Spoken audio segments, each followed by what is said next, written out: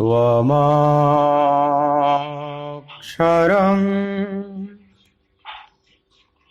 परमं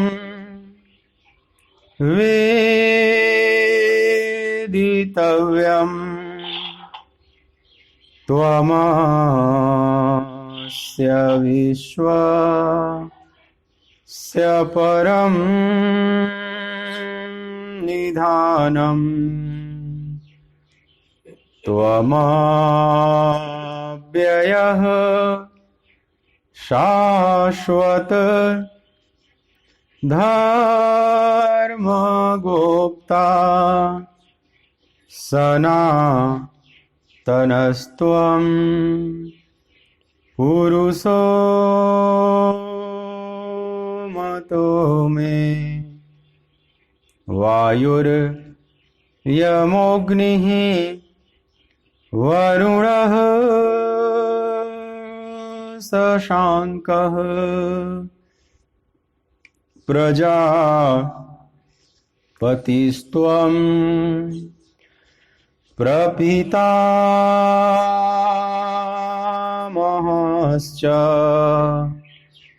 नमो नमस्तेस्तु सहस्रकृत्वः पुनश्च भूयोऽपि नमो नमस्ते। बोलिए भक्तवत्सल भगवान की जय।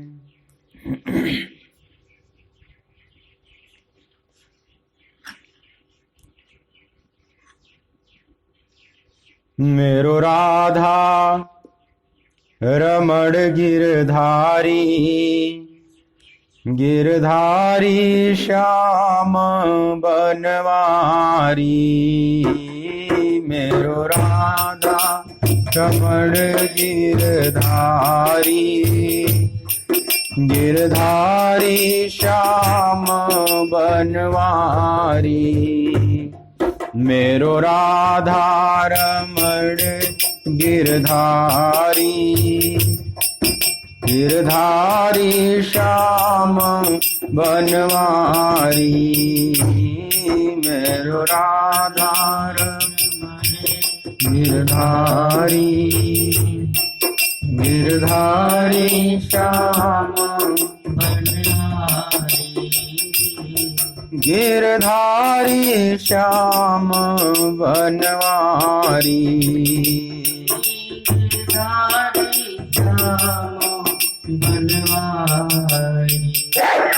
गिरधारी श्याम बनवारी। गिरधारी श्याम बनवारी। गिरधारी श्याम बनवारी। गिरधारी श्याम बनवारी। गिरधारी श्याम बनवारी। गिरधारी श्याम बनवारी। गिरधारी श्याम बनवारी। गिरधारी श्याम बनवारी। मेरो राधा रमण गिरधारी गिरधारी श्याम बनवारी। मेरो राधा रमण गिरधारी श्याम बनवारी। मेरो राधा रमण मेरो राधा रमण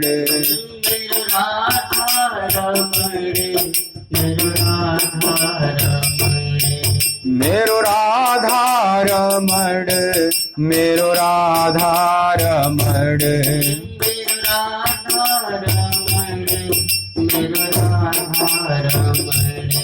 मेरो राधा रमण मेरो राधा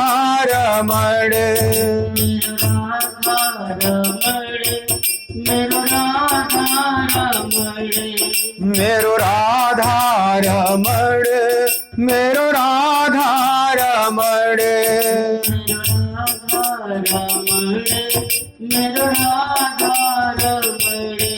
मेरो राधा रमण, मेरो राधा रमण,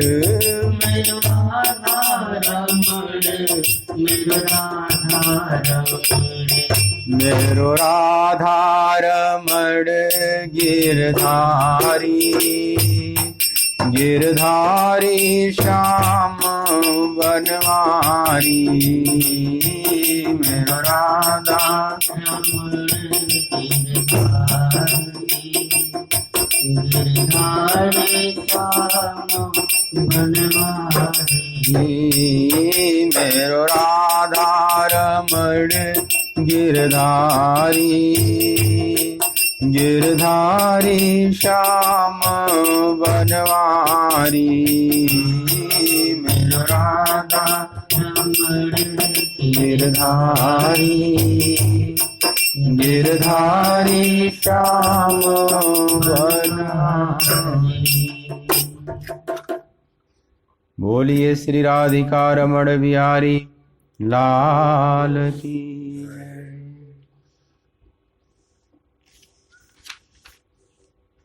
श्रीमद् भगवद गीता ज्ञान यज्ञ के इस मांगलिक सत्संग सत्र में मेरी तरफ से, आराधना कुंज की तरफ से, श्रीधाम वृंदावन की तरफ से आप सभी प्रभु चरण अनुरागी, भगवत कथा अनुरागी भक्त वृंदों का हार्दिक स्वागत है।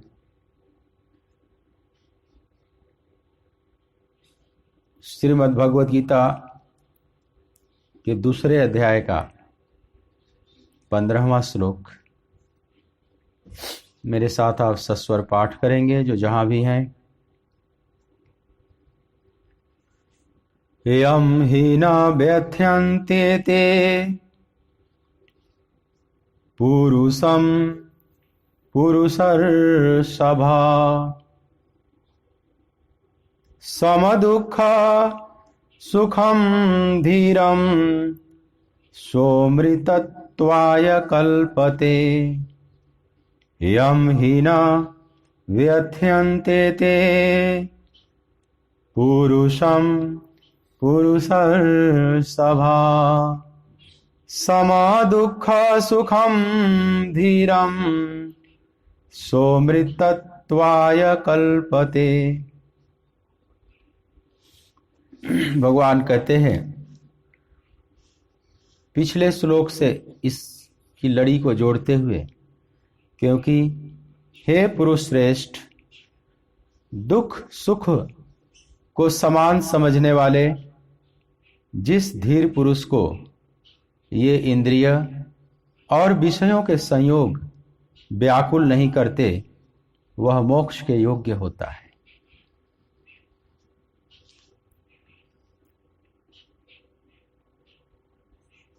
पिछले श्लोक में भगवान ने कहा, मात्रा स्पर्शास्तु कौन्तेय शीतोष्ण सुख दुखदा, आगम अपायनो नित्यास्तांस तितिक्षस्व भारत। हे कौन्तेय, हे भारत, इंद्रियों और विषयों के संयोग से उत्पन्न होने वाले शीत उष्ण सुख दुख इत्यादि द्वंद्व आने जाने वाले और क्षणभंगुर हैं, अनित्य हैं। इसलिए तू इसे सहन कर। क्योंकि अब उसी श्लोक से इस 15वें श्लोक को जोड़ रहे हैं, ये दोनों जुड़े हुए श्लोक हैं। क्योंकि हे पुरुष श्रेष्ठ, तू सहन कर, क्योंकि हे पुरुष श्रेष्ठ, जो दुख सुख को समान समझने वाले जो धीर पुरुष हैं, जिनको इंद्रियों और विषयों के संयोग से उत्पन्न हुए द्वंद्व व्याकुल नहीं करते, व्यथित नहीं करते, वे अमृत को प्राप्त करने योग्य होते हैं या मोक्ष को प्राप्त करने योग्य होते हैं। अमृतत्वाय कल्पते। यहां भगवान ने कहा कि अमृतत्वाय कल्पते, अमृतत्व को प्राप्त करते। कौन? अमृतत्व मतलब मृत्यु से परे, आवागमन के चक्र से परे, मोक्ष, मुक्ति, परम धाम की प्राप्ति, नित्य लीला प्रविष्ट, निर्वाण, ये सब अलग अलग शब्द प्रयोग किया है अलग अलग मार्ग से अनुभूत महापुरुषों ने।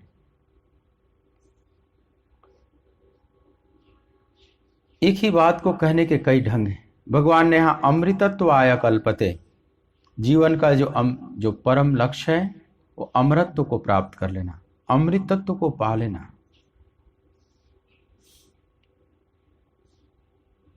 उसका यहां अनुवाद किया है इन्होंने मोक्ष। तो अमृतत्व ही जीवन का परम लक्ष्य है, उसके बाद और कोई लक्ष्य नहीं। जब हम अमृत का पान कर लेंगे अमर हो जाएंगे, अमर होए कबहू न मरे, हम महामृत्युंजय हो जाएंगे। जब मृत्यु को जीत लेंगे हम महाकालेश्वर हो जाएंगे, महाकाल को भी जीत लेंगे। जब हम अकाल पुरुष हो जाएंगे, काल से जब परे हो जाएंगे, भगवान कहते हैं वही मेरा भी स्वरूप है, मैं भी अमृत स्वरूप हूं। और जो मुझे प्राप्त कर लेता है, मुझ अमृत तत्व को प्राप्त कर लेता है, वो भी अमर हो जाता है। उसके बाद कोई और लक्ष्य नहीं है। परम लक्ष्य का मतलब the last destination, the last goal of life, जीवन का अंतिम लक्ष्य। इसी को परम गति भी कहा जाता है, जिसके बाद और कोई भी गति न हो, परम गति को प्राप्त कर ले। सारा आयोजन इसी अवस्था को प्राप्त करने की है। हम सत्संग बोल रहे हैं, आप सुन रहे हैं, जो भी धर्म का आचरण कर रहे हैं, जो भी चेष्टाएं हो रही है प्रभु की तरफ, यही अमृतत्व प्राप्त करने के लिए, मृत्यु से बाहर निकलने की। लेकिन यहां भगवान कहते हैं इस तत्व को कौन प्राप्त करता है? सो अमृतत्वाय कल्पते।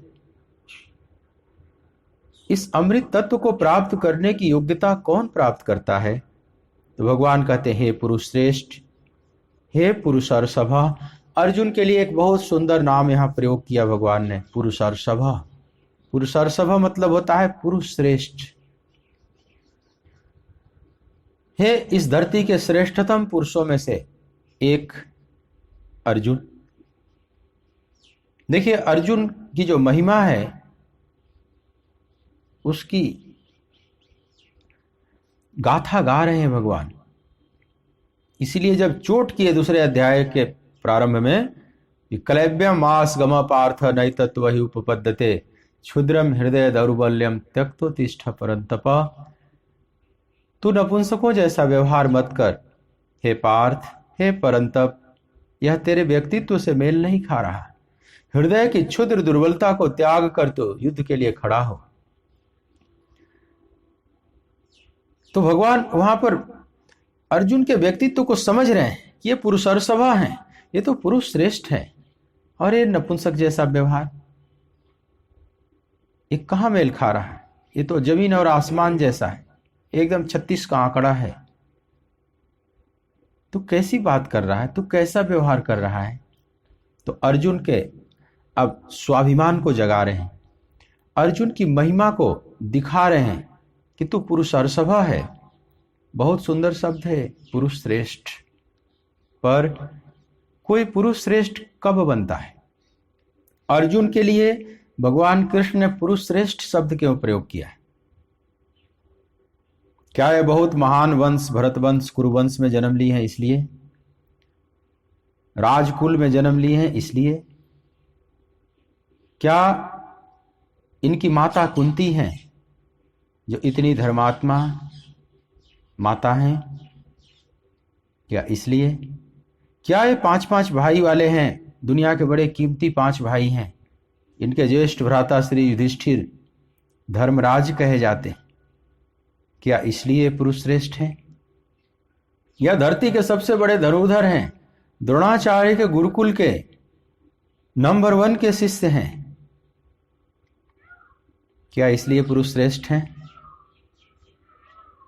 अथवा द्रुपद की उस सभा में द्रौपदी को जिन्होंने जीता, अनेक महारथी जहां फेल हो गए और लक्ष्य भेदन करके द्रौपदी जैसी सर्वश्रेष्ठ, दुनिया की सर्वश्रेष्ठ नारी को प्राप्त किया, इनकी भार्या बनी, क्या इसलिए श्रेष्ठ है? इंद्रप्रस्थ इन लोगों ने बनाया, राजसु यज्ञ किया, चक्रवर्ती सम्राट बने, क्या इसलिए? या जिसका रथ स्वयं भगवान कृष्ण हाँक रहे हैं, क्या इसलिए पुरुष श्रेष्ठ हैं? किस लिए पुरुष श्रेष्ठ हैं? कौन से गुण से पुरुष श्रेष्ठ बनता है कोई? तो इनमें से किसी भी गुण के कारण नहीं। भगवान कृष्ण जब पुरुष श्रेष्ठ किसी को कहते हैं तो इन भौतिक उपलब्धियों को लेकर नहीं। तो पुरुष श्रेष्ठ कब कोई होता है? पुरुष श्रेष्ठ तब होता है जब श्रेयस्कर है, जीवन का जो परम लक्ष्य है उसको पाने की जिज्ञासा से भर जाता है, तो व्यक्ति पुरुष श्रेष्ठ हो जाता है। और अर्जुन ने यहां पूछा 7वें श्लोक में, यत् श्रेयस्या निश्चितम ब्रूहि तन्मे शिष्यस्तेहम साधिमाम त्वाम प्रपन्नम। हे गोविंद, मेरे लिए जो श्रेयस्कर है, जो परम कल्याणकारी है, आप वो निश्चित करके कहिए, क्योंकि मैं आपका शरणागत शिष्य हूं। मेरा मार्गदर्शन करो प्रभु। यत् श्रेयस्या निश्चितम ब्रूहि तन्मे, जो मेरे लिए श्रेयस्कर है, परम कल्याणकारी है, आप निश्चित करके कहिए। मतलब परम कल्याण की जिज्ञासा से जिस दिन जीव भर जाता है उस दिन वह पुरुष श्रेष्ठ हो जाता है। पुरुष श्रेष्ठ होने का यही एक पैमाना है। संसार का अगर आप पद चाहते हैं, प्रधानमंत्री का पद, राष्ट्रपति का पद, या नंबर 1 का पूंजीपति बन जाएं, नंबर 1 का ख्याति लब्ध व्यक्तित्व बन जाएं, इन किसी भी कारण से कोई पुरुष श्रेष्ठ नहीं होता। भगवान कृष्ण तो उसको पुरुष श्रेष्ठ नहीं कह सकते। पुरुष श्रेष्ठ वो है जो सबसे जो श्रेष्ठतम है, जो सुप्रीम गोल ऑफ लाइफ है, उसको प्राप्त करने की जिज्ञासा से भर गया, उसके अंदर एक प्यास, एक तड़फ।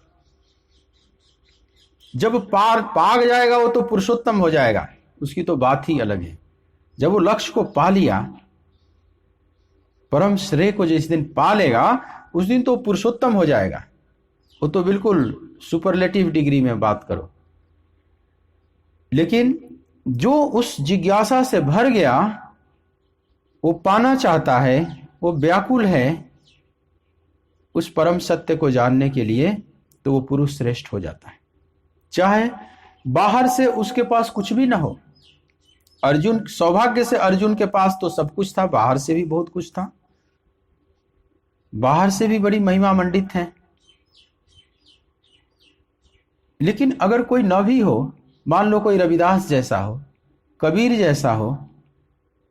अब कबीर बाहर से तो बिल्कुल नगण्य है, अपने माता पिता का भी पता नहीं, जैसे अवैध संतान है, कोई धन भी नहीं, कोई कुलीनता भी नहीं, कोई विद्वता भी नहीं। अर्जुन तो नंबर 1 के शिष्य हैं, और कबीर कहते हैं कि मैं तो मसी कागज छुओ नहीं, कलम गयो नहीं हाथ। कभी हाथ से कलम ही नहीं पकड़ा, कागज स्याही पकड़ा ही नहीं, एकदम निरक्षर। लेकिन कबीर को भी संबोधन करना होगा भगवान कृष्ण को, तो पुरुष श्रेष्ठ ही कहेंगे, उनको भी कहेंगे हे पुरुष सभा। रविदास उन गलियों में बैठे हुए हैं, उसी में जन्म लिए हैं, जिनको दुनिया बहुत सामान्य मानती है, जिनकी गलियों से गुजरने में भी बहुत लोग अपने को कहते थे कि मैं अशुद्ध हो जाऊंगा, मेरा सनातन धर्म नष्ट हो जाएगा। उन तंग गलियों में बैठे हुए रविदास भी भगवान के भाव से भावित हैं। रे अब कैसे छूटे राम रट लागी। तो भगवान उनको भी कहेंगे, हे पुरुषर सभा। जब कृष्ण की दृष्टि पड़ेगी तो वो पुरुषर सभे भी कहेंगे, रे अब कैसे छूटे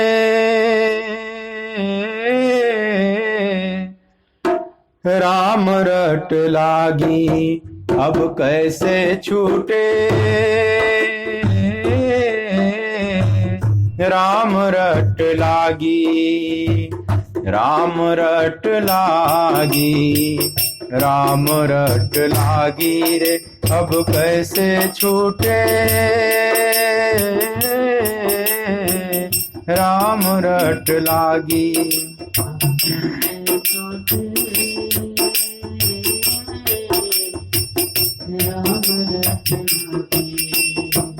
प्रभु जी तुम चंदन हम पानी। प्रभु जी तुम चंदन हम पानी।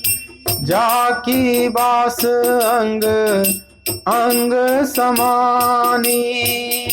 जाकी बास अंग अंग समानी। जाकी बास अंग अंग समानी रे अब कैसे छूटे राम रट लागी। अब कैसे छूटे राम रट लागी। प्रभु जी तुम घन बन हम मोरा। प्रभु जी तुम घन बन हम मोरा। भगवान के भाव में जो ऐसे भावित हो जाता है, जैसे प्रभु काली घटाएं हैं तो मेरा मन मयूर होकर नाचने लगा, तो वो पुरुषर सभा है। वो चाहे कितनी तंग गलियों में बैठा हुआ है, कितनी अछूत की बस्तियों में बैठा हुआ है, लेकिन वो पुरुष श्रेष्ठ है। उसी रविदास ने कहा, मन चंगा तो कठौती में गंगा। ये चंगा मन वाला बैठा हुआ है, जिसका मन मयूर बनकर भगवान के चरणों में नाच रहा है। प्रभु जी तुम घन बन हम मोरा। प्रभु जी तुम घन बन हम मोरा। जैसे चितवत चंद चकोरा। जैसे चितवत चंद चकोरा। जैसे चितवत चंद चकोरा रे अब कैसे छूटे राम रट लागी। अब कैसे छूटे राम रट लागी। राम रट लागी, राम रट लागी रे अब कैसे छूटे राम रट लागी। अब कैसे छूटे राम रट लागी। इस भाव से जो भावित है वो पुरुषर सभा है। वह सुप्रीम मैन है या सुपरमैन है। भगवान की दृष्टि में वो सर्वोच्च है। और जो इस भाव से भावित नहीं है, चाहे वो कितना भी बाहर से अपने को सर्वोच्च मान लिया हो, बाहर से सुपरमैन बन गया हो, लेकिन भगवान की दृष्टि में वो निकृष्ट है। तुलसी राम भजन बिनु चारों वर्ण चमार। वो चमड़ी का परख करते हैं, वो सब चमार से ज्यादा नहीं है। चमार जो चमड़े का काम करता है उसको नहीं कहा जाता, वो तो एक व्यवहारिक रूप से कहा जाता। जो अपने शरीरों से बहुत आसक्त है उसको चमार कहा जाता है, चमड़ी से आसक्त है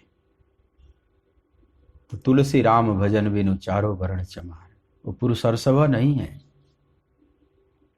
उसी जहां रविदास पैदा हुए वहीं पर एक सूपा भगत भी थे, उन्हीं गलियों में, और भगवान की दृष्टि में वो भी पुरुष हर्षभा है।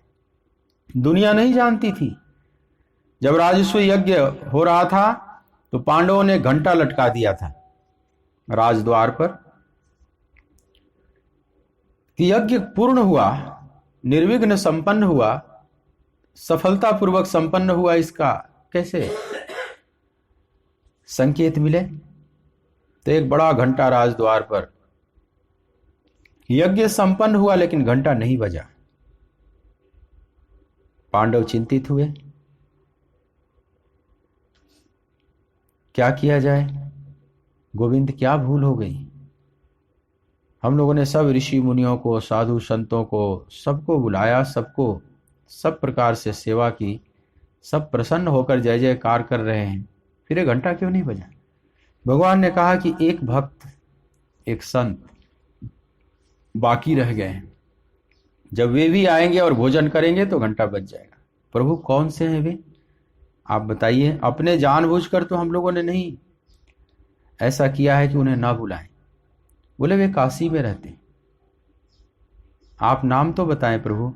नाम है सूपा भगत। कभी किसी ने सुना ही नहीं था ये सूपा भगत। नाम भी बड़ा विचित्र है, साधारण नाम है। लेकिन अब गोविंद कह रहे हैं जिनकी अग्र पूजा अभी अभी किया है राजस्व यज्ञ में पांडवों ने, तो जो श्रेष्ठतम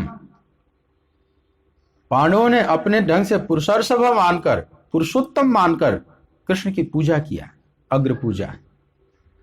और वो जो पुरुषोत्तम अगर कह रहा है कि कोई पुरुषार्थ, कोई पुरुष श्रेष्ठ काशी में रह रहा है, तो हमने भले ना सुना हो लेकिन उसकी बात तो माननी पड़ेगी। भीम को भेजा गया यही जल्दी ला सकते हैं। तो काशी में दशाश्वमेध घाट पर जा रहे हैं, सोचे कि इतने बड़े संत हैं तो यहीं पर कहीं रहते होंगे। वहां छतरी लगाए पंडे लोग बैठे थे, पूछे कि यहाँ सूपा भगत जी कौन है? उन तीर्थ पुरोहितों ने कहा सूपा भगत, उसको भगत कहते हैं, वो तो महानास्तिक है, वो तो भगवान का नाम भी कभी नहीं लेता है, वो तो गंगा भी नहीं नहाता ठीक से। भीम मनी में सोचे कि लगे तो मुझे भी ऐसा ही रहा है, अगर बहुत ख्याति लब्ध होते तो हम भी कहीं ना कहीं नाम सुने होते। उन लोगों ने कहा वो भगत है। बोले कि अच्छा जो भी है बताओ कहाँ है? बोले कि जाओ चमारों की बस्तियों में जाओ, वहां मिल जाएगा। भीम जाते हैं उस तंग गलियों में जहां रविदास कबीर कुल पैदा हुए, उन्हीं बस्तियों में। और किसी ने बताया यही सूपा भगत है। देखने में बड़े साधारण, बैठे हुए अपने द्वार के पास के बाहर एक चबूतरे पर। भीम ने प्रणाम किया, थोड़ा सिर झुकाकर प्रणाम किया कि मैं कुंती पुत्र भीम आपको प्रणाम करता हूं, प्रणाम स्वीकार करें। सूपा भगत बोले मुझे क्यों प्रणाम कर रहे हो भाई? अच्छा चलो प्रणाम कर ही लिया, कोई बात नहीं। आप किस लिए आए हो, यहाँ किस लिए आए हो कुंती नंदन? बोले आपको राजस्व यज्ञ में महाराज युधिष्ठिर ने आमंत्रित किया है। मुझे आमंत्रित किया है? मुझ अछूत को, मुझ नाचीज को मेरे को ले जाकर वहां क्या कर लोगे? कौन सा तुम्हारा काम सिद्ध हो जाएगा भाई? मन में भीम सोच रहे हैं कि लग तो मुझे भी ऐसा ही रहा है, इनके जाने से कुछ होने वाला नहीं है, लेकिन अब कृष्ण का आदेश है, मैं क्या करूं? बोले मुझे ले जाकर क्या करोगे? तो भीम ने कहा कि श्री कृष्ण ने भेजा है मुझे, उनके आदेश से मैं आया हूं। अच्छा, जब कृष्ण का नाम सुनते ही रोमांचित हो जाते हैं सूपा भगत। गोविंद ने, कन्हैया ने बुलाया है, चलो फिर नहीं तुम लोग मानते हो तो फिर तो चलना ही पड़ेगा, उसके आदेश को तो मैं नहीं टाल सकता। आगे आगे भीम, पीछे पीछे सूपा भगत। द्रौपदी को पता चला आ रहे हैं महान संत, पुरुषर्षभ पुरुषोत्तम आ रहे हैं। जितने वहां पर कलाकार थे उसके पाकशाला में, भोजन बनाने वाले रसोइये, एक एक विद्या में एक एक एक्सपर्ट थे। सबको लगा दिया कि जिसके पास जितनी कला है सब अपना उड़ेल दो। पूरे रात भोजन बनता रहा और द्रौपदी भी बहुत पाकशाला में निपुण थी और अपनी कला भी लगा दी पूरी तरह से। सुपा भगत बैठे भोजन के लिए, सैकड़ों व्यंजन सामने, 56 क्या हो समझ लो 1056 हो गया। चारों तरफ एक से एक, जो सुपा भगत ने कभी देखा भी नहीं होगा तो देखकर ही आनंदित हो रहे हैं। फिर बोले एक कटोरा दे दो मेरे को भाई। एक कटोरा दिया गया, उसी में से उस कटोरे में ही कुछ कुछ ले लिए, किसी में से कुछ किसी में से कुछ, और सब मिला के खिचड़ी जैसा बना दी और मिलाकर जितना खाना था खा ली। लेकिन घंटा नहीं बजा। जब घंटा नहीं बजा तो अब पांडव चिंतित हो गए, अब क्या किया जाए। भगवान कृष्ण के पास आए और भीम को तो मौका मिल गया। भीम तो बोले कि मेरे को तो पहले से पता था कि कुछ होने वाला नहीं है, कोई घंटा वंटा नहीं बजने वाला। ये तो कृष्ण को पता नहीं क्या दिखाई पड़ रहा था इनमें। वो तो मैं आदेश पालन, मेरा शरीर अभी भी दर्द कर रहा है, दौड़ के गया हूं, दौड़ कर ला रहा हूं। भीम को रोका युधिष्ठिर ने, ऐसे नहीं बोलते। प्रभु अब क्या किया जाए, क्या बात है, क्या भूल हो रही है इस राजसू यज्ञ में हम लोगों से। इन संत के भोजन से भी बात नहीं बनी। भगवान कृष्ण ने कहा कि किसी की अश्रद्धा हो गई है खिलाने में। द्रौपदी वहीं खड़ी थी, बोली कि अश्रद्धा तो मेरी ही हो गई थी। मैं रात भर जगी हूं, सारे कलाकारों को लगा दिया, इतने बड़े संत आ रहे हैं, इतना भोजन बनाया गया और ये बस कुछ में कुछ लेकर एक ही में मिलाकर खा लिए कुछ ग्रास। इससे बढ़िया तो एक खिचड़ी पका दी होती मैं। जिनको खाने का भी ढंग नहीं, वो संत कैसे हो सकते। इस बात की अश्रद्धा तो मुझे ही हो गई थी। भगवान कृष्ण नाराज हुए द्रौपदी पर कि द्रौपदी तुम्हें महापुरुषों की समझ नहीं है। इसका मतलब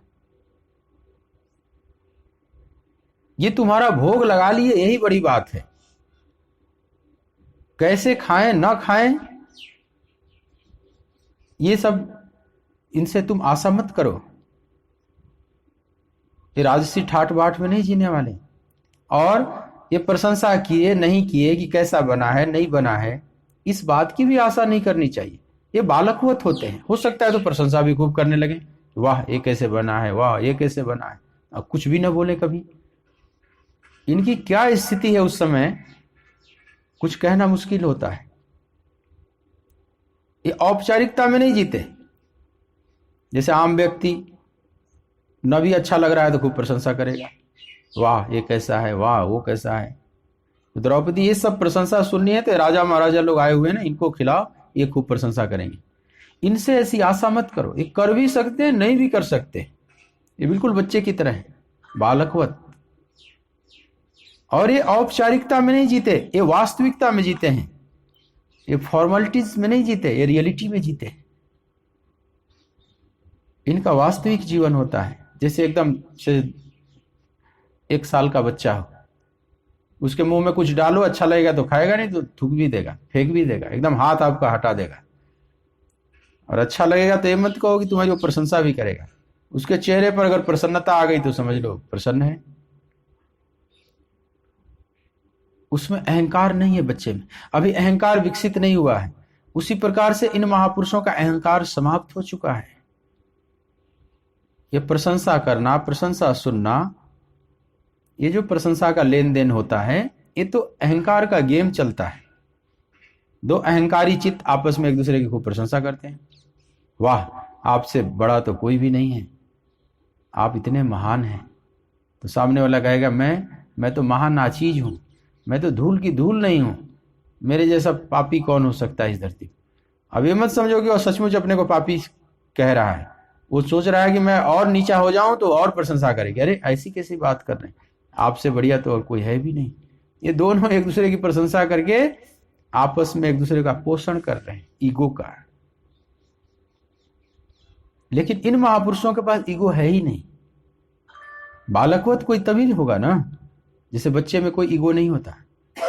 उसको आप वैसे नंग धड़ंग रखो, चाहे खूब बढ़िया कपड़ा पहना दो, उससे उसे कोई मतलब नहीं।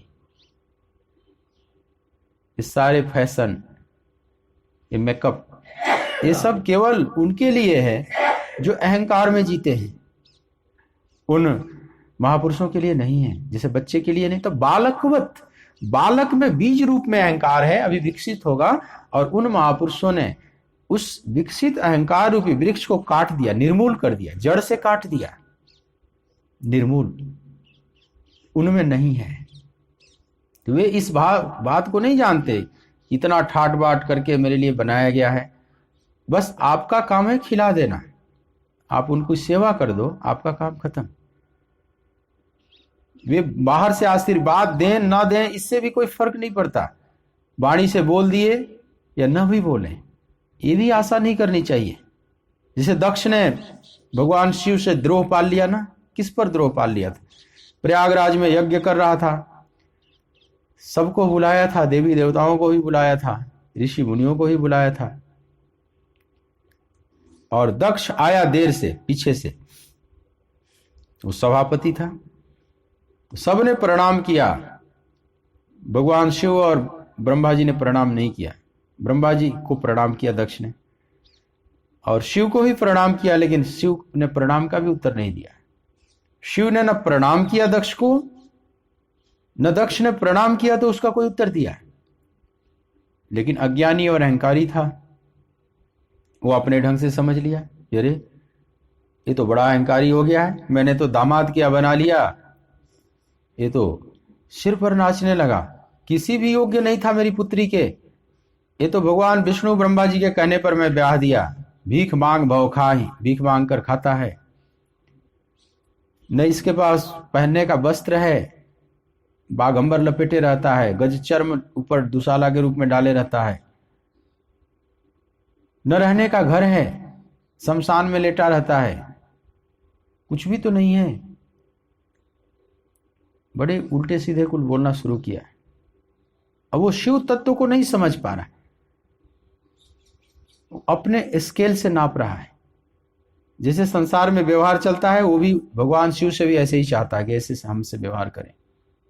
जब तुम्हारी नाप लेगी बुद्धि, उस परमात्मा को बुद्धि से तुम नाप लोगे, तो परमात्मा तो फिर सीमित हो जाएगा। परमात्मा वो जो तुम्हारी बुद्धि की गणित में ना आवे। परमात्मा कोई औपचारिकता में नहीं जीता, वो तो शुद्ध सत्य है, शुद्ध वास्तविकता है। दक्ष जानेगा बाद में, जब उसका सिर जल जाएगा, वो अहंकार का सिर जल जाएगा, फिर बकरे का सिर लगा दिया जाएगा। मैं जो करता था बहुत, वो जब सिर जला तब लगा स्तुति करने, हे जगत के अभिन्न निमित्तोपादान कारण, हे परम ब्रह्म परमात्मा, हे सर्वाधार, हे सर्व नियंता, हे सर्वज्ञ, मेरा प्रणाम स्वीकार करो प्रभु। बार बार प्रणाम कर रहा है। ईश्वरीय लीला को देखकर कई लोग भ्रमित हो जाए। भगवान शिव उस समय परमहंसों की लीला कर रहे हैं। एक परमहंस महापुरुष कैसे होते, वही परमहंस स्थिति है सुपा भगत की। भगवान कृष्ण तो जान रहे हैं, भगवान कृष्ण तो आनंदित हो रहे हैं, ये तो पुरुषोत्तम है। और द्रौपदी को फटकार लगाई, द्रौपदी को अपने गलती का एहसास हुआ, भोजन फिर से बनाया गया, फिर से उन्हें भोजन कराया गया, लेकिन अब सब श्रद्धा से देख रहे हैं। वो कैसे खा रहे हैं, नहीं खा रहे हैं, इससे कोई लेना देना नहीं, बड़े श्रद्धा से सब भोजन कराए।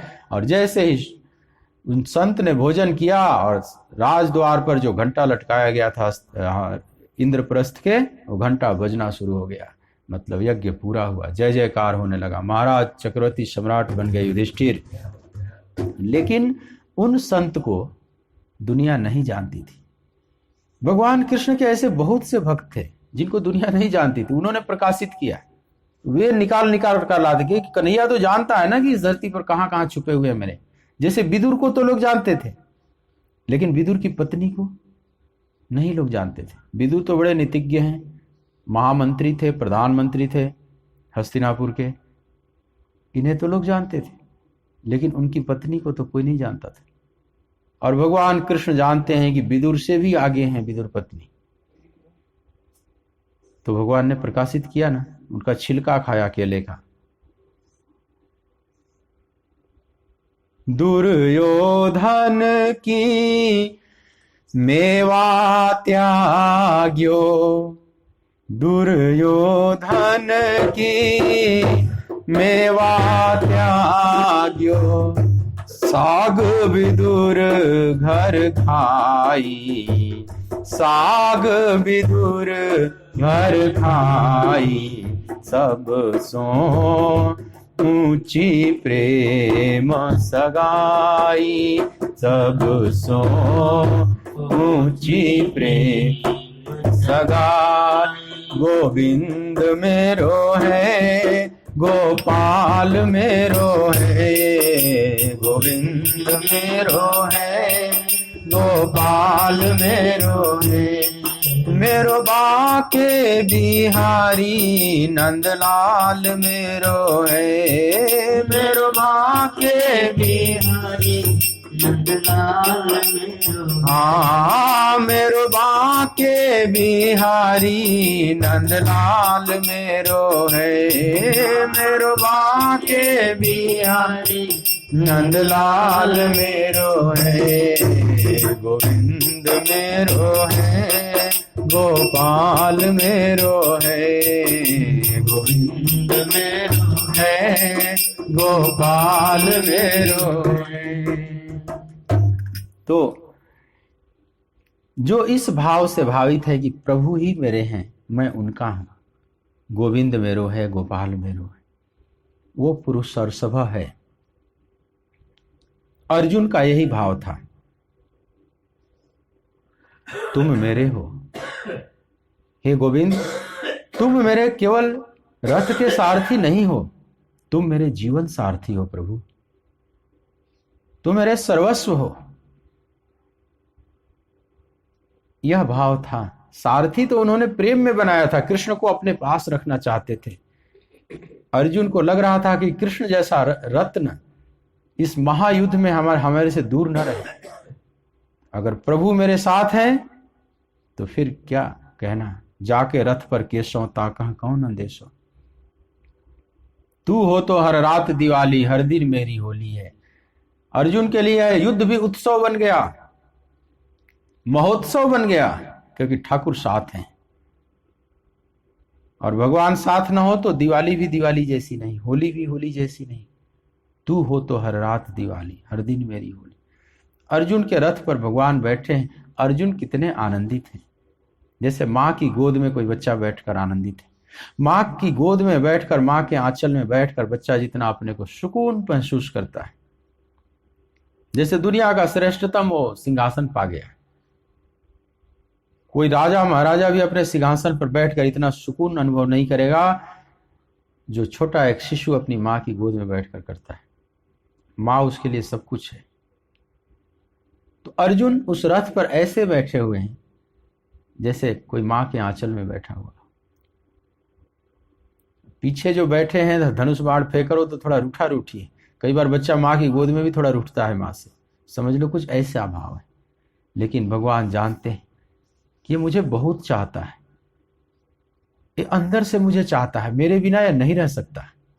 बड़े कुशलता से इस महायुद्ध में भी मेरे को फंसा लिया।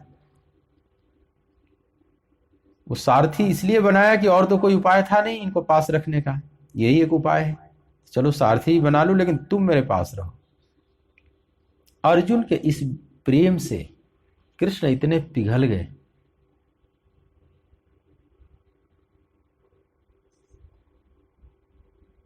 और जो ऐसा प्रेम करता है भगवान से, वही पुरुषार्थसभा है। पुरुषार्थसभा वो है, पुरुष श्रेष्ठ मनुष्य तब बनता है जब श्रेय की जिज्ञासा से भर जाता है। जो श्रेयस्कर है, जो परम कल्याणकारी है, उसको जानने की जिज्ञासा से भर जाता है। एक मोटे तौर पर परिभाषा समझे, पुरुषार्थसभा वो है जो सोल ओरिएंटेड है, बॉडी ओरिएंटेड नहीं। दो प्रकार के लोग होते हैं, एक बॉडी ओरिएंटेड, एक सोल ओरिएंटेड। मतलब जो आत्मा के चारों तरफ घूम रहे हैं, जो आत्म तत्व को जानना चाहते हैं, आत्म तत्व की जिज्ञासा से भरे हुए हैं, वो पुरुषार्थसभा है। और जो संसार की जिज्ञासा से भरा हुआ है, संसार को ठीक ठीक जानना चाहता है, संसार के भोगों को प्राप्त करना चाहता है, दिन रात उसके लिए व्याकुल है, परेशान है,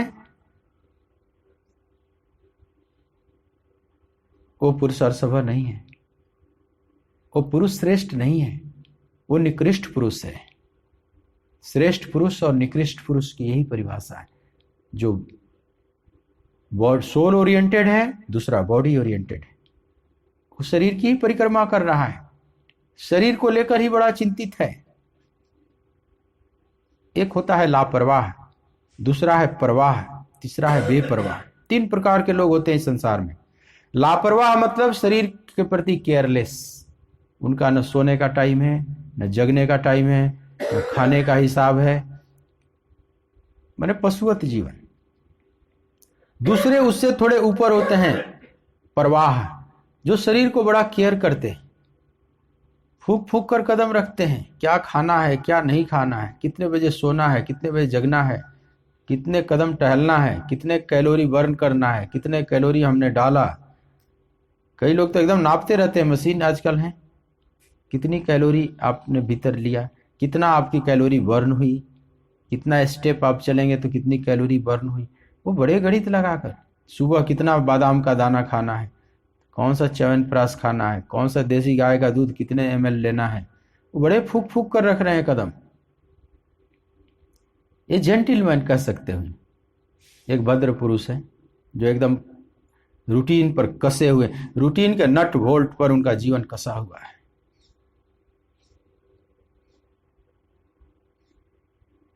लेकिन ऐसे लोगों में भी अभी भक्ति का सुरूर नहीं चढ़ता।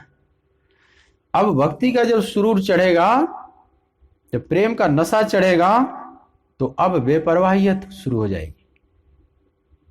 अब वो एकदम फूंक फूंक कदम नहीं रख सकता कि सुबह जगकर कितना बादाम खाना है, कितना पानी पीना है, कितना दूध पीना है, कितना कदम चलना है, कितने बजे सो जाना है, कितने बजे जग जाना है, एकदम टाइम टेबल पर कसा हुआ वो नहीं रह सकता। हाँ, हालांकि पहले टाइम टेबल का पालन करना चाहिए, वही व्यक्ति बेपरवाहियत में जाता है। लेकिन एक नशा जब चढ़ता है प्रभु भक्ति की, तो अब फिर वो यारों तुम मुझे माफ करना क्योंकि मैं नशे में हूं। अब वो जो नशा चढ़ जाए, उसदा नशा इलाही चढ़िया। जब शाश्वत का नशा चढ़ेगा तो एकदम से सामान्य व्यक्ति जैसा वो कैसे हो सकता है।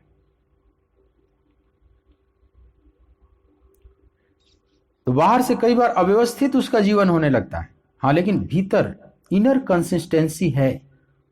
बाहर से थोड़ा अव्यवस्थित अराजक उसका जीवन दिखेगा, लेकिन भीतर एक उसका जीवन अराजक नहीं, भीतर से एक अखंड धारा प्रभु की तरफ प्रवाहित है।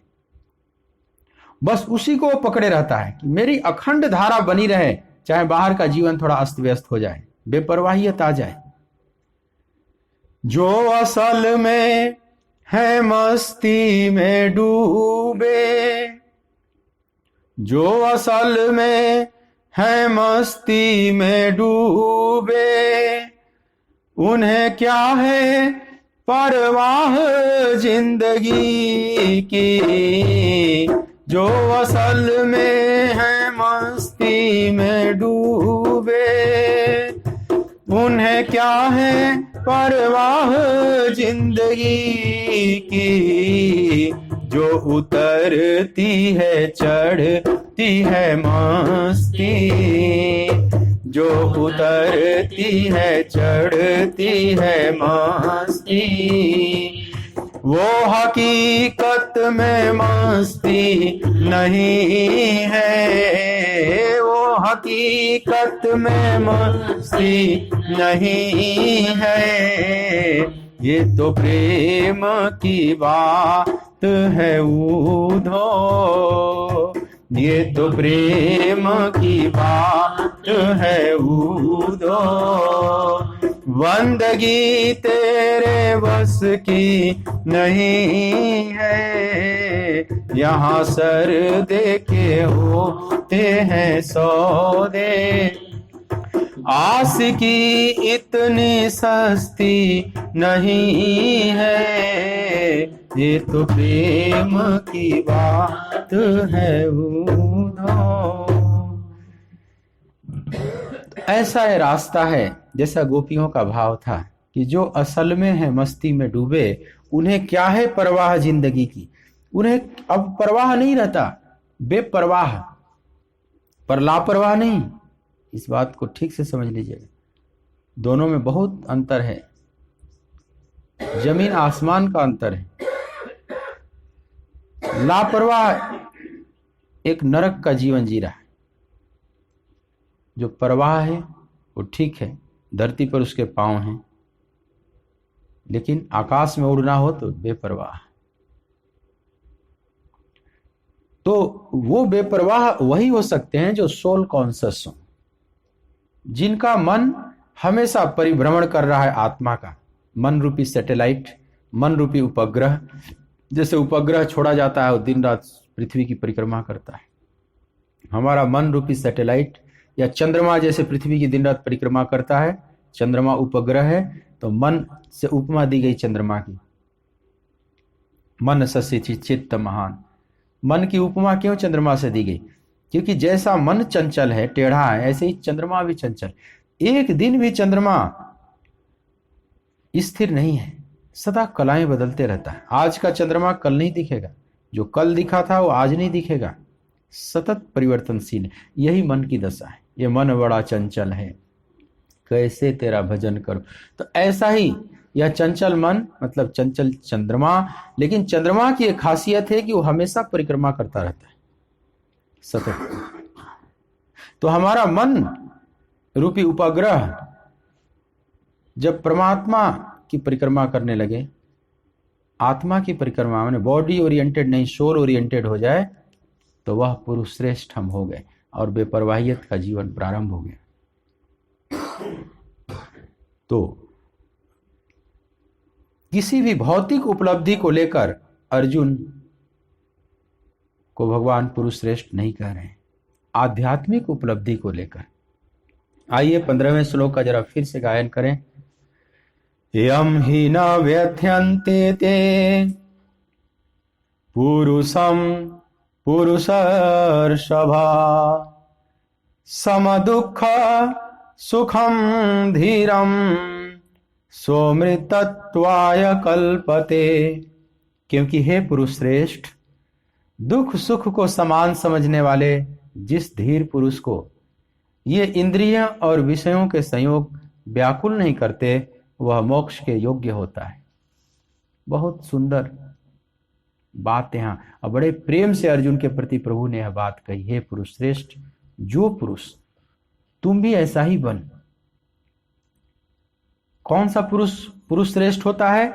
तो जिनको इंद्रियों और विषयों के संयोग से उत्पन्न हुए सुख अथवा दुख दोनों ही व्यथित नहीं करते।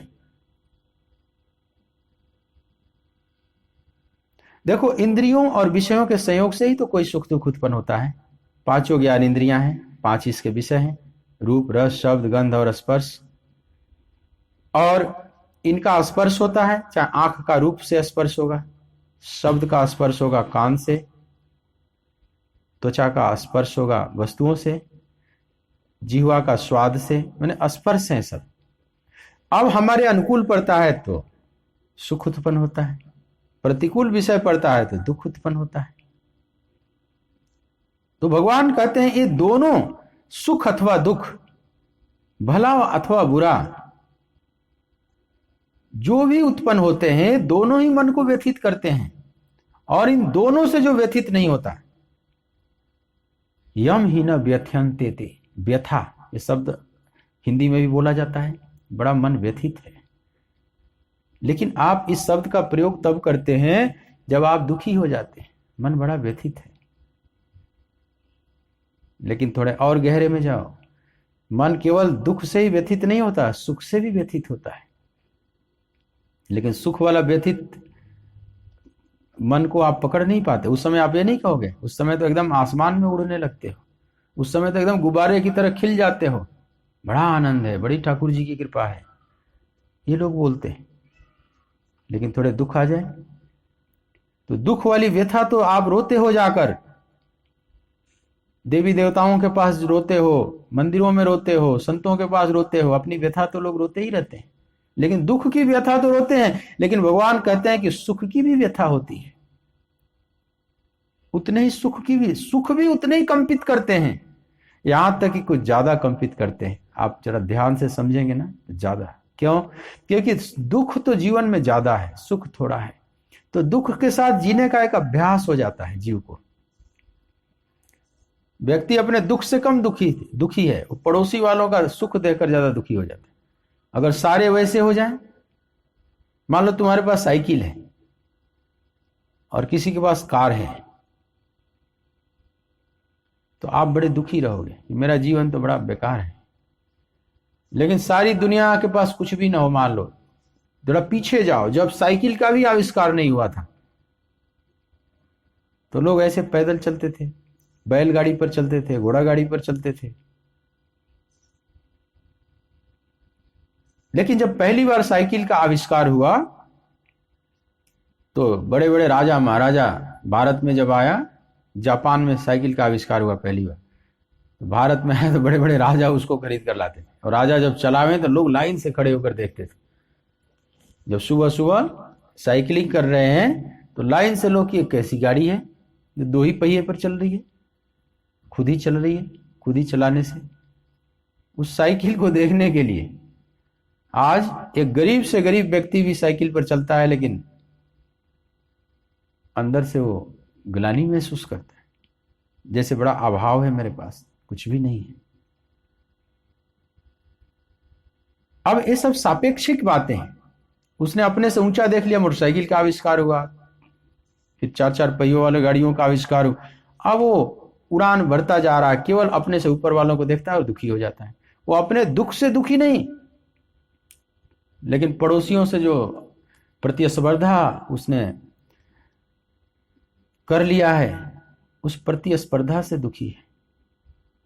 नहीं तो सारी दुनिया से सब गाड़ियां छीन ली जाए तो साइकिल से ही मस्त है, बाकी सब साइकिल से चलें तो उसको भी अच्छा लगेगा, वो भी साइकिल से चल रहा है, कोई दुख नहीं।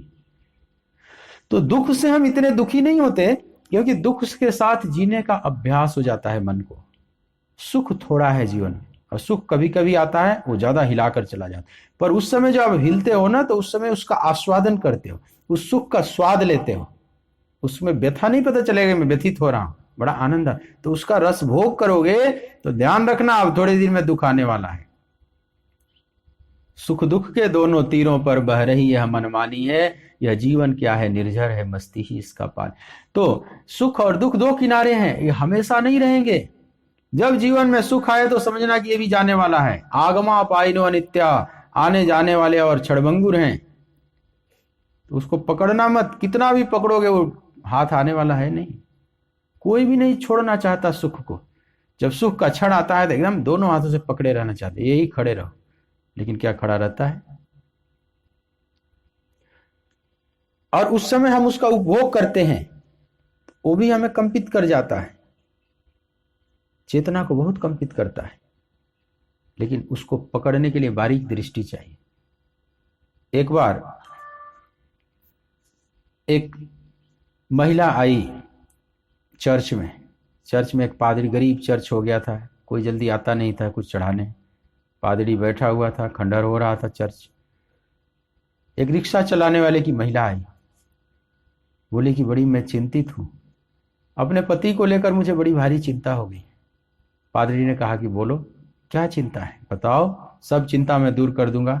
इस जीसस के सामने बैठा हूं, इस क्रॉस के नीचे छाया में बैठा हूं। बोली कि हमारे पति देव को लॉटरी लग गई है 50 लाख की। कभी कभी ये लॉटरी खेलने की इनको आदत लग गई, और आज अचानक लग गई है लॉटरी, मेरे को सूचना मिल गई है, उन्हें अभी नहीं मिली। उस पादरी ने कहा है तो आनंद उत्सव मनाओ, फिर तुम दुखी क्यों हो गई हो। बोली मुझे दुख दूसरे बात की हो रही है, उनके स्वभाव का मुझे पता है। अगर ये 50 लाख का सुनेंगे तो कहीं इनका हार्ट फेल ना हो जाए, ये हार्ट के कमजोर है। पादरी बोला उसका समाधान मैं कर दूंगा, पहले सीधा मेरे पास लाना, उसको मत बताना। तो घर में आया, दोपहर को घर में आया, जब थका मांदा पसीना पोंछते हुए, पत्नी बोली कि चलिए आप जरा चर्च में, आपको याद कर रहे हैं वहाँ के पुरोहित।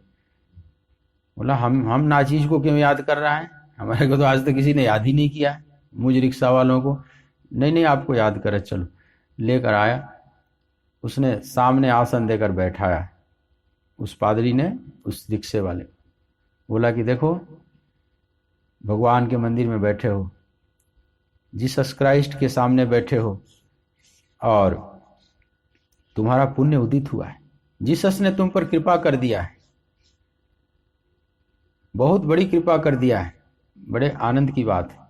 उस रिक्शे वाले ने बोला कि ज़्यादा घुमा फिरा कर बात मत करो पादरी साहब, बोलो हम जीवन घिस घिस के रिक्शा चला रहा हूँ, लग रहा है ऐसे ही एंड हो जाएगा जीवन का, क्यों कौन सा सौभाग्य का द्वार खुल गया है मेरे जीवन में, जरा सीधी सीधी भाषा में बात करो, इतने गोलमाल मत बात करो। बोले कि तुम लॉटरी खेलते थे ना, तो तुम्हारी लॉटरी लग गई, अच्छी लग गई है। बोला अच्छा, कितने की लगी है? तो सोचा कि थोड़ा इंस्टॉलमेंट में बोलूं, एक ही बार 50 लाख बोल दूंगा तो गड़बड़ हो जाएगा, इसकी पत्नी को भी वही भय है। तो बोला कि 1 लाख की लगी है। 1 लाख की लॉटरी लगी है? 1 लाख रुपया कभी एक आंख से देखा भी नहीं था, अभी तो 1 ही लाख की बात सुनकर एकदम रोमांचित हो गया। बोला कि मुझे विश्वास नहीं हो रहा है, मुझे 1 लाख की लॉटरी लग सकती है। बोला कि अरे, पादरी बोले कि मैं झूठ बोल रहा हूं, इस चर्च में बैठकर, क्रॉस के नीचे बैठकर मैं झूठ बोल रहा हूं,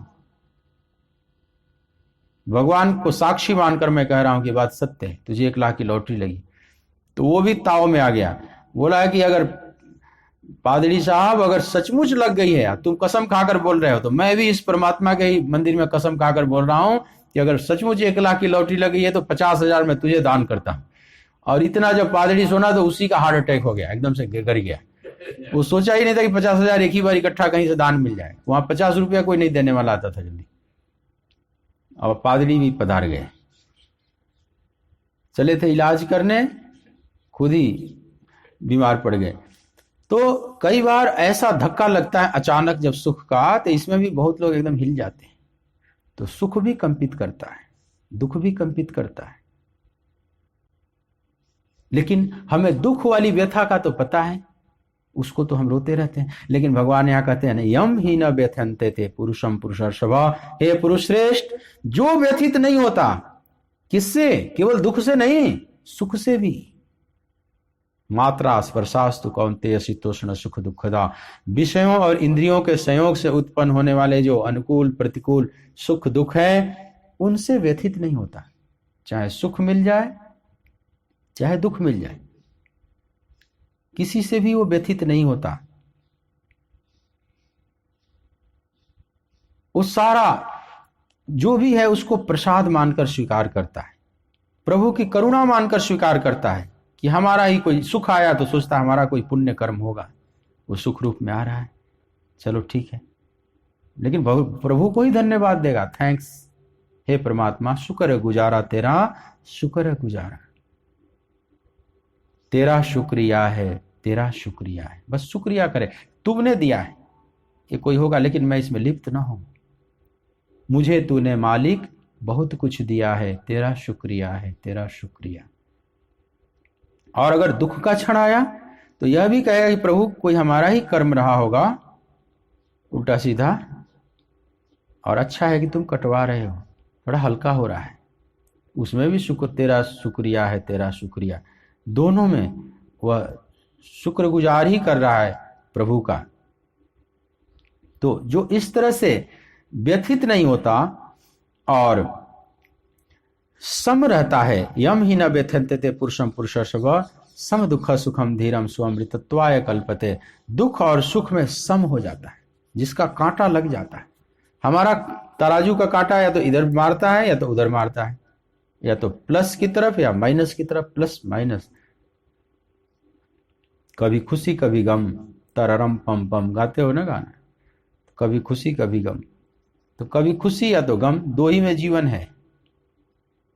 लेकिन असली शाश्वत जीवन कहाँ है कि न खुशी न गम, हर्ष अमर्ष, हर्ष अमर्ष दोनों से, दोनों कांटे अब इधर उधर नहीं हो रहे हैं, कांटा बिल्कुल सीधा होगा, इक्विलिब्रियम में, जो एकदम संतुलन में लग गया, कांटा संतुलित हो गया। जैसे तराजू तौल कर देता है ना, जब दुकानदार देता है तो इधर बाट रखा है, इधर वस्तुएं रखा है दोनों।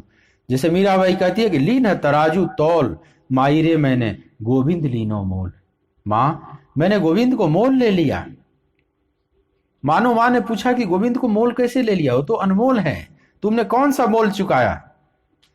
तो मीरा कहती है कि मैंने चुकाया, कोई कहे हल्का कोई कहे भारी, लीन तराजू तौल मायरी मैंने, गोविंद लीनो मोल। तो कैसे तौल गया गोविंद? मीरा कहती है मैंने सर्वस्व चढ़ा दिया दूसरी तरफ, यहां सिर दे के होते हैं सौदे।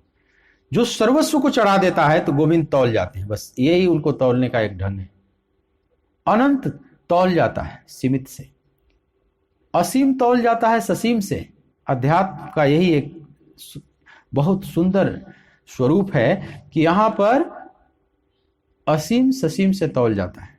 असीम बस इतना ही चाहता है कि ऐ ससीम, तुम्हारे पास जो भी क्षमता हमने दे रखा है तुम सर्वस्व अर्पित कर दो मेरे मार्ग पर, तो मैं तौल जाऊंगा तुम्हारे प्रेम में, तुम्हारे सर्वस्व के समर्पण में मैं तौल जाऊंगा। और एकदम कांटा लग जाएगा, कांटा सीधा लग जाएगा। मायरी मैंने गोविंद लीनो मोल। लेकिन ये उसके जीवन में होता है जो प्रभु ओरिएंटेड है, प्रभु की परिक्रमा जिनका मन दिन रात कर रहा है, और कोई दिन और चित्त में कुछ है ही नहीं। लेकिन जिसका मन संसार की परिक्रमा कर रहा है, संसार का, संसार के पदार्थों का, किसी व्यक्ति का, वस्तु का, परिस्थिति का इतना ज्यादा महत्व दे रखा है कि भगवान सेकेंडरी हो गए उसके लिए, दूसरे नंबर पर है, ये प्राइमरी होगी ये सब चीजें। उसका मन बॉडी ओरिएंटेड है, मैंने पदार्थ ओरिएंटेड है, पदार्थ की परिक्रमा कर रहा है। वो बहुत महत्व दे रखा है, वो धन को इतना महत्व दे रखा है कि धर्म उसके लिए दूसरे नंबर पर है। एक कंजूस सेठ जा रहा था, मार्केट से लौट कर आ रहा था अपने गांव की तरफ, रास्ते में अंधेरा हो गया, कुछ शरारती युवकों ने घेर लिया, सेठ को घेर कर चाकू निकाल दिया उसके सामने, बोला कि अब बोल, धन देते हो कि जान देते हो? दोनों में से दो ऑप्शन है, चुन लो, धन देते हो या जान देते हो। थोड़ी देर विचार में पड़ गया। धन की जब बात सोचे तो बिल्कुल कंपित हो जाए, इतना मर के धन कमाया हूं, धन दे दूं इन लोगों को? तो दोनों में से बोला कि भाई जान ही ले लो, धन तो बुढ़ापे के लिए हम कमा रखे, बुढ़ापे के लिए बचा रखा। अब वो व्यक्ति सोचना नहीं रहा है कि जब धन ही मैं ही नहीं बचूंगा तो धन किस काम में आएगा। लेकिन आदमी इतना महत्व दे देता है कि कई बार भूल जाता है। ऐसे ही हम पदार्थ का इतना महत्व दे देते हैं कि परमात्मा को भी भूल जाते हैं। ये नहीं समझते कि सारा उद्योग परमात्मा के लिए ही है। जब वो है हमारी जिंदगी में तो हर रात दिवाली, हर दिन मेरी होली, और वो नहीं है तो बस कुछ भी नहीं है। तू नहीं है तो कुछ भी नहीं, और तू है तो हर रात दिवाली, हर दिन मेरी होली। भगवान कहते हैं कि जो हे पुरुष श्रेष्ठ, हे पुरुष अर्षभा, जो केवल मेरे को याद करता है और सुख और दुख दोनों अपने प्रारब्ध कर्म ही हैं, इसको वो जस्ट देखता है साक्षी भाव से, सम दुख सुखम धीरम, दोनों में सम हो जाता है, समत्व को धारण कर लेता है, वो सो अमृतत्वाय कल्पते, वही अमृतत्व को प्राप्त करता है, अर्थात मुझे प्राप्त करता है या मुक्ति को प्राप्त करता है, परम धाम को प्राप्त करता है। ये सब एक ही बात है, अमृतत्व। हम इस मृत्यु लोक में अमृतत्व नहीं प्राप्त कर सकते, क्योंकि इंद्रियों और विषयों के सहयोग से जो कुछ भी होता है उसमें कुछ भी अमृत नहीं है। क्यों? क्योंकि विषय भी क्षणभंगुर हैं, क्षण क्षण मिट रहे हैं, उनकी एक क्षण भी सत्ता नहीं है। और जो इंद्रिय हैं ये भी तो प्रकृति के हिस्से हैं, इनकी भी एक क्षण सत्ता नहीं है। तो दो क्षणभंगुर को मिलाकर आप शाश्वत को कैसे प्रकट कर सकते हैं? दो मरण धर्मा को जोड़कर आप उसमें से अमृत कैसे प्रकट कर सकते हैं? इंद्रियां भी मरण धर्मा, विषय भी मरण धर्मा, भोग भी मरण धर्मा, और दोनों के संयोग से जो उत्पन्न होगा वो मरण धर्मा ही होगा। दो नश्वर से शाश्वत कैसे प्रकट हो सकता है? दो नश्वर तो नश्वर को ही प्रकट कर सकते। दो मुर्दों को साथ साथ रख दो तो क्या उसमें से जीवित हो जाएगा? कोई जीवित तत्व प्रकट हो जाएगा दो मुर्दों से? इंद्रियां भी मुर्दा, भोग भी मुर्दा, और हम उससे कल्पना करते हैं कि इसमें शाश्वत सुख मिल जाए। ये कभी नहीं हो सकता। बस यह जो समझ ले इसी राज को कि ये तो आने जाने वाले हैं, आगमा पाइनो नित्या, ये क्षणभंगुर हैं। सो अमृतत्वाय कल्पते, हे पार्थ, वह अमृतत्व को प्राप्त कर लेता है। वह मुझे प्राप्त कर लेता है। यह भगवान दो बातें जो 14वें और 15वें श्लोक में कही, थोड़ा अर्जुन को विशेष रूप से कि अर्जुन समत्व में आवे, और फिर आत्म तत्व का बात प्रारंभ करेंगे, फिर शुद्ध सत्य की तरफ फिर दृष्टि ले जाएंगे। बड़े अलग ढंग से भगवान बात कर रहे हैं।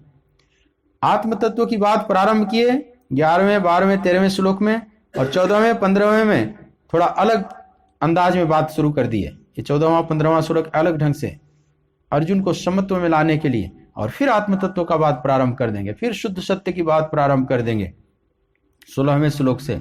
उस पर भी वार्ता करेंगे कल से। तो भगवान कृष्ण एक सुपर साइकोलॉजिस्ट हैं, अर्जुन के मन को पकड़े हुए हैं, कैसे कैसे इसका गठन करना है, कैसे कैसे अर्जुन के मन को समायोजित करना है, भगवान इस बात को बड़े सुंदरता से जानते हैं और धीरे धीरे गठन करते चले जाते हैं। शेष चर्चा कल के प्रसंग में करेंगे। आइए 2 मिनट कीर्तन के साथ वाणी को विराम दें। श्री राधे कृष्ण गोविंद गोपाल राधे माधवा। श्री राधे कृष्ण गोविंद गोपाल राधे माधवा। श्री राधे कृष्ण गोविंद गोपाल राधे माधवा। गोपाल राधे माधवा, गोपाल राधे माधवा। गोविंद राधे माधवा, गोविंद राधे माधवा। गोपाल राधे माधवा, गोपाल राधे माधवा।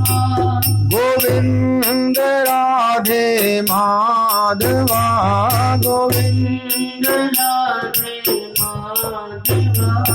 श्री राधे कृष्ण गोविंद गोपाल राधे माधवा। श्री राधे कृष्ण गोविंद गोपाल राधे माधवा। गोपाल राधे माधवा, गोपाल राधे माधवा। गोविंद राधे माधवा, गोविंद राधे माधवा। गोपाल राधे माधवा, गोपाल राधे माधवा।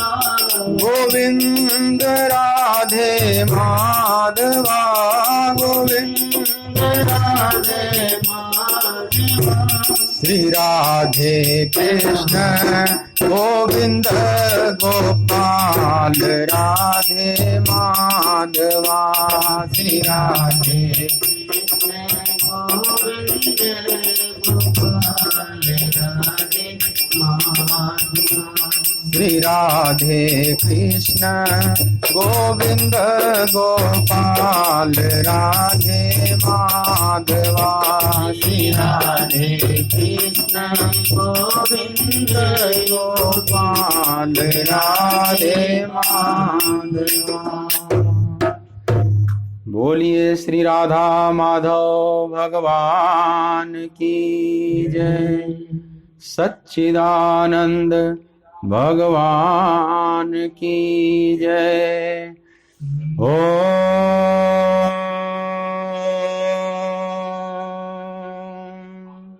नमः पार्वती पतये हर हर महादेव।